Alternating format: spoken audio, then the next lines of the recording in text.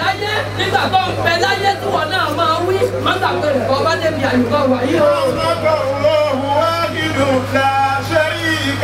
má gbàgbé pé ọlọ́wọ́ bò pé méjì bẹ́ẹ̀ ni òsì lọ́wọ́ fún òun náà ní látàná òun náà ní níjẹta òun náà ló sì máa bẹ̀rẹ̀.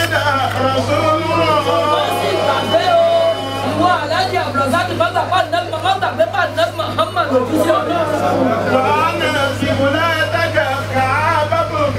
wọ́n gbàgbé kó o ti mọ̀ pé Kàábà iná ìdìbò dájúkọ rẹ nígbà tó ń bẹ láyé. wọ́n sì gbàgbé o bí wọ́n bá béèrè lọ́wọ́ rẹ pé kí lẹ̀sìn rẹ jẹ́ kó yé wọn pé ẹ̀sìn àlàáfíà náà ni ẹ̀sìn rẹ. wọ́n bá ní kí ló gbára létí sọ̀rọ̀ ọlọ́run tí ó yé wọn pálí Kùránì ọlọ́run ọmọ ọba àlejò ọlá ni. ìyá abúlé àlàsà lọ́kà wà látẹ̀ ìṣẹ̀ ẹ̀ka akẹ́lẹ́mọ̀ làkà. ìwọ aláàjì Abdulrasaq wọ́n bẹ̀rù má fàyà nítorí àwọn màláíkà méjì tí ó wà bọ̀ ọba bá ti kúrò lẹ́yìn rẹ báyìí. wọ́n ṣe àṣà nígbà tí wọ́n bá béèrè lọ́wọ́ rẹ pé ta lọ lọ́run ọba rẹ sọ fún wa pé ọlọ́run náà ni ọba tó láyé tó lọ́run. nígbà tí wọ́n bá béèrè lọ́wọ́ rẹ pé ta lọ lẹ́bí rẹ sọ pé Muhammad ni. bí wọ́n bá béèrè pé kí lẹ́sìn rẹ sọ pé sí àlàáfíà ní jíjẹ Islam. ọlọ́run bá foríjì ẹ̀ sàmìjà wọn ni. ọlọ́run bá wa kẹ́ ẹ. ọlọ́run bá gbogbo àṣìṣe rẹ̀ ọlọ́run bá wa parẹ́. ìwọ náà lọ́ba ọba tó ní gbogbo ayé dákúbá wọn sàánú ayé Abdulrasaq tó bá déwájú rẹ̀. ọlọ́run o. ìwọ lọ́ba tí pọ́dúkọ̀ níbi ẹ̀sẹ̀ ẹni pọ́dúkọ̀ ní dájú ẹ̀sẹ̀ kìí náà. ọlọ́run bá wa kẹ́ ẹ. ọlọ́run bá wa sàánú ẹ̀.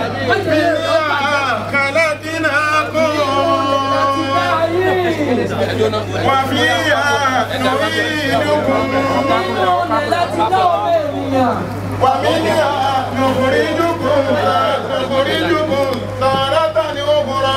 bí wọ́n bá sì gbé wọn tìlẹ̀ ló jíṣẹ́ ọlọ́run ọba ọba àdéhùn ọlá inú ilẹ̀ náà ló ti gbé wọn ọlọ́run ọba àdéhùn ọlá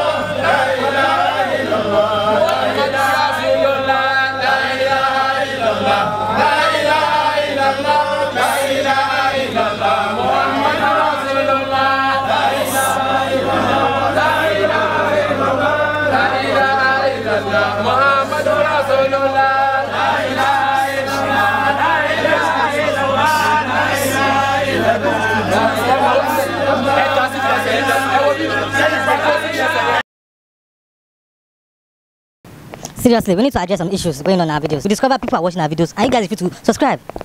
We are going through hell. One will go to Abeokuta, we'll go to Ibadan, we'll go to so many places. It's not easy. You want the video finish now, you just watch it. Some people don't even like, you don't even comment, you just go ping. With all my saying, some of you will not stay, will like, please, meet that person, come and talk. If I tell you all about my experience, where I'm just coming from, you guys will pity for me. You know what? Watch this video, no subscribe, okay? Just go. I beg no face, please subscribe. Please, don't be just subscribe.